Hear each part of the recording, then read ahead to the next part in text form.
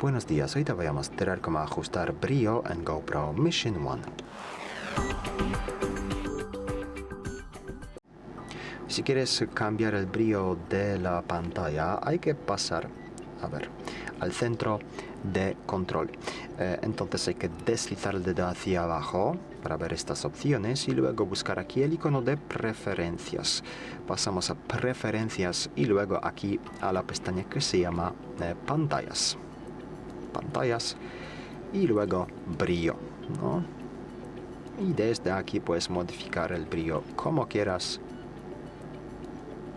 Después de eso hay que simplemente salir de aquí con el gesto atrás y el cambio después de eso ya está introducido.